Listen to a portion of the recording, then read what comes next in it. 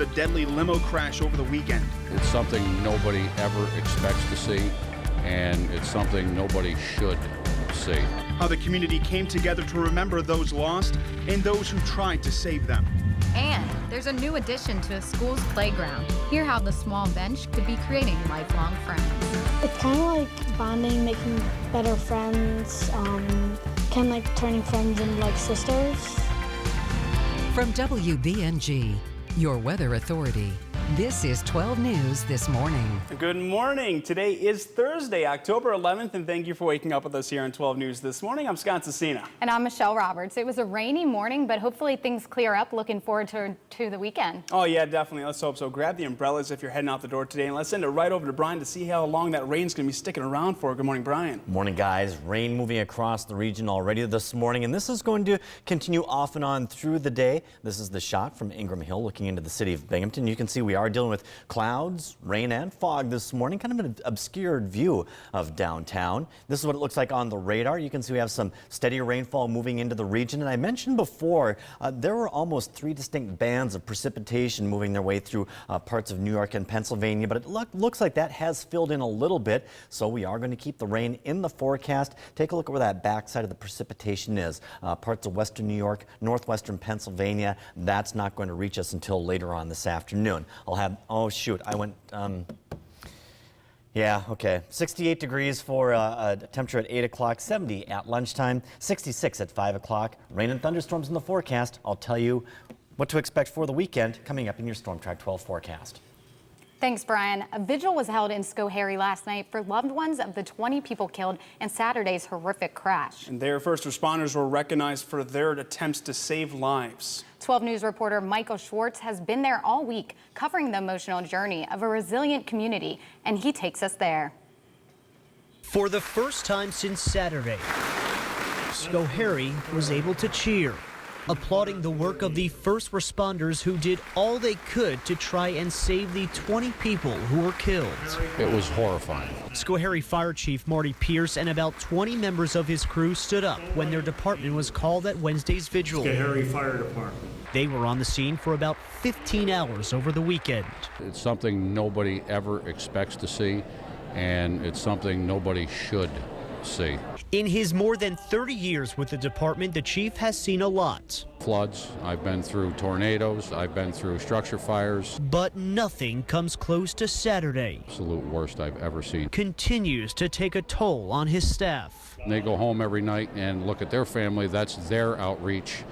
So we're not only looking at our volunteers, but we're also making sure that their families are getting the proper help that they need as well. Because they are grieving as well. The most we can do is we can all come together as one, try and support one another, and try and pick up the pieces on the first responder side and move forward from here. Now leaning on each other, so they can continue to serve this community. So it's very important for our people to be taken care of on a very high level, because we still have to continue and maintain 24-hour emergency services to our community. Remembering and honoring in Schoharie, Michael Schwartz, 12 News. Vestal police say the driver arrested after Tuesday's 5-car crash was high on drugs while behind the wheel. It happened on State Route 26 at Hazel Drive around 3 p.m. Vestal police now say Narcan was given to the 44-year-old Ronald Seeley on the scene. Authorities say Seeley was driving southbound when he hit 4 other cars before going down into an embankment.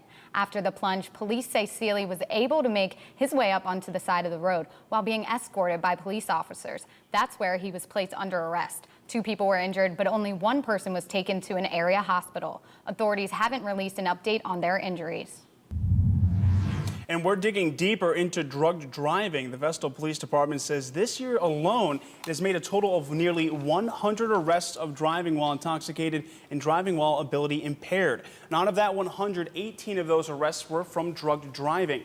Lieutenant Christopher Streno says that it is nearly 1 arrest every 2 weeks. Strano says Tuesday's crash is just one example of something that happens all too often, a person under the influence harming innocent people. He attributes the increase in drug driving to the opioid crisis, which the whole southern tier is facing.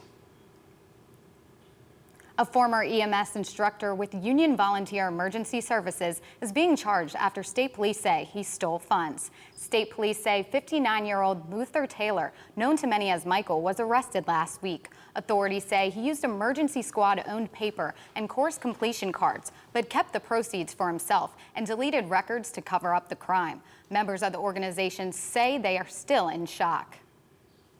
Completely out of character. I mean, Mike was a phenomenal instructor. He did a lot of good work throughout the community. He worked hand in hand with the American Heart Association. I think ultimately at the end of the day, we feel betrayed. Taylor was charged with felonies of grand larceny in the 4th degree and falsifying business records in the 1st degree. Some customers in Johnson City says their water bills nearly doubled. Now officials are clearing up why. The JC Director of Public Services says rates went up by 17% this past June. So a bill that used to be $136 would now be $160. But if you still think your bill is higher than normal, you may want to check your toilet.